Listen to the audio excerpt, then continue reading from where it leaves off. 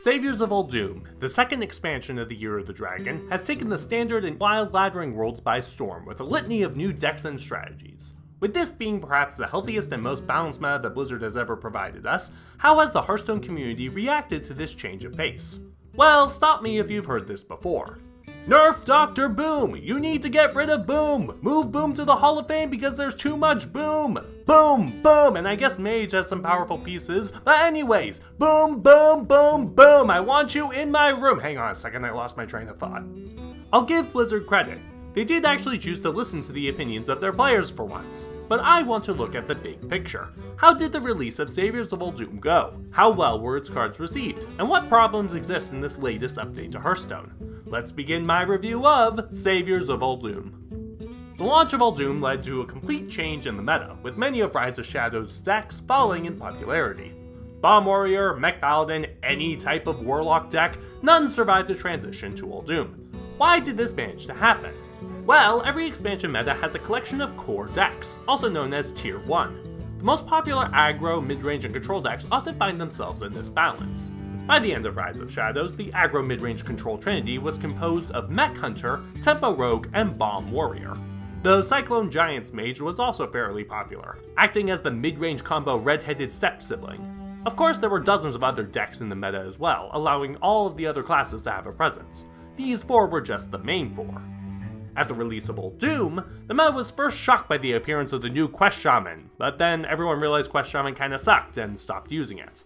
At the same time, Highlander Hunter managed to overthrow Tempo Rogue as the strongest mid-range deck, probably because Bran and Zephrys are just so cool.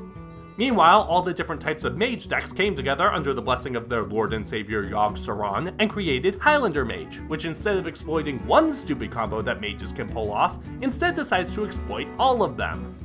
So obviously Reno and Bran managed to make out like kings in the early Uldum meta, but what about their comrades? Well, at least unfortunately only found use in rare and convoluted Malygos decks. Meanwhile, Sir Finley managed to fit into Murloc Paladin, which has many duplicates, but then uses Prismatic Lens to draw tip the scales to summon a bunch of Murlocs, which then draw the rest of the deck, enabling Sir Finley's use. And then they play Chef Nomi. Jesus Christ, that deck is awesome! So Highlander decks hold the mid-range section, while Murloc Paladin takes the aggression crown. Now you'd think that Bomb Warrior would counter these Highlander decks. After all, the bombs would cancel the effects of Zephrys and the League member, ruining the whole strategy. Unfortunately, this plan forgets the fact that Bomb Warrior sucks at facing mid-range. The bombs certainly alleviate some of the difficulty in the matchup, but they do not manage quite well enough. But some deck needs to be put into the control section of the Trinity. Having a meta without a control deck is like playing rock, paper, scissors without paper. Fortunately, there is one deck with practically an infinite amount of power. Control Warrior. You know it and love it, folks. The deck that takes half an hour to reach lethal if you're lucky. In fact, some legends claim that my hiatus was extended thanks to me queuing into this matchup. But hey, Trinity established. And while Rogue, Druid, and Warlock were strangely absent from the meta with only one unpopular deck apiece, there were still plenty of other options and tier 2 decks for people to practice and polish. A healthy meta was here for us to enjoy, and to vitalize a game that many were worried this time last year was becoming repetitive and stale. Nerf Dr. Boom! Just 3 weeks after the expansion's release, Blizzard provided us 5 card changes, which were generally ruled by the Hearthstone community to be wise decisions. Dr. Boom's increased cost exposes Control Warrior's weakness to early and mid-game pressure, while Mage's strongest cards were simply made weaker, exposing their weakness to being punched really hard in the face. A less tasteful nerf went to the card Extra Arms, with Blizzard confirming that they actually are intolerant of non-control versions of this class. And Barnes was also changed, to which WoW players the world over cried, "Finally!" However, it's notable that Hunter and Paladin received no nerfs of their own, meaning 2 significant parts of our triangle hadn't been touched.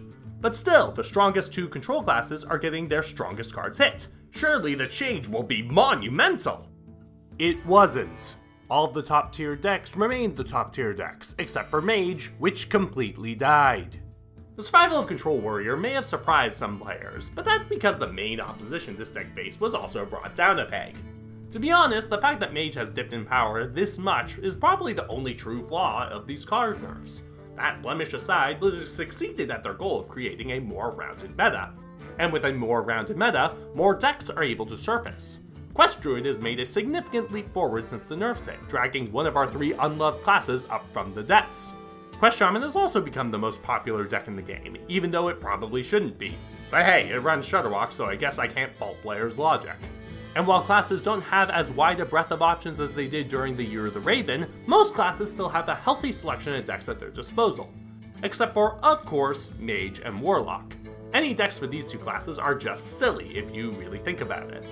But aside from that, Blizzard has successfully stabilized a balanced and diverse meta for everyone to enjoy.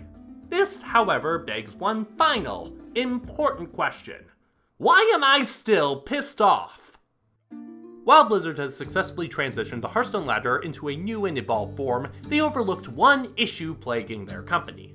That simple issue is corporate greed. Okay, so maybe it isn't actually that simple. To start, let's look at the Dalaran Heist, as well as the upcoming Tombs of Terror. Each of these adventures costs the player 2,800 gold, and gives them less than that amount. At least until Blizzard lets us disenchant that goddamn Shadow Cloak. So already players are getting their gold supply drained ever so slightly. But that's fine, as long as the cards in the game are affordable and usable. The thing is, the cards of Saviors of Uldum are neither of those. Now don't get me wrong, Uldum has some of the most well-balanced and fair cards we've had the pleasure of seeing. Even the least successful quests can conceivably have decks built for them, and I imagine we'll see a few of those before this expansion rotates. The problem is that too many of these cards have proven to be balanced and strong, which has led to some issues. Let's start with legendaries. There is a general trend for all the non-quest legendaries. They don't suck. To prove this, let's look at the least successful legendary of the whole set, Anka the Buried. This card is fine! Not particularly good, but fine! I imagine a Mecha'thun deck could theoretically be possible, if Rogue didn't lose its ability to control games, and its ability to win games. The problem with many of these legendaries is that they only support 1 deck apiece. The only exceptions are Zephyrus and Siamat, which instead support 4 decks apiece. Wait, no, 3 decks apiece. Isn't that good, you might ask? Well, actually no, because each of these decks optimally created requires a half dozen other legendaries in order to see play. And each of those legendaries supports, you guessed it, only 1 deck apiece.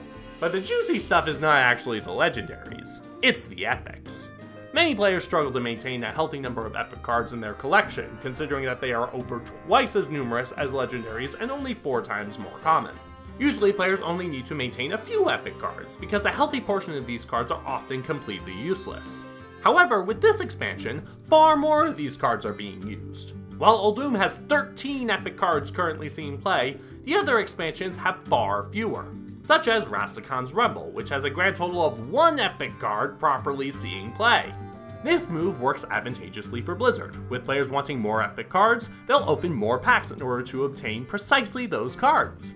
That means more money per person for Blizzard, which means they did as a good company does and became rich and wealthy. But as a penniless player like myself enters the Uldum meta with a lighter purse thanks to Dalaran Heist, what does he find? A meta where the most popular legendaries are used in decks that require several other legendaries. A meta where even the most obscure formula requires at least 1 new epic card, and usually requires much more than that. And a meta so diverse and fickle that any of these impressive and powerful decks could prove to be tier 1, only limited by the fact that they are all as expensive as American healthcare.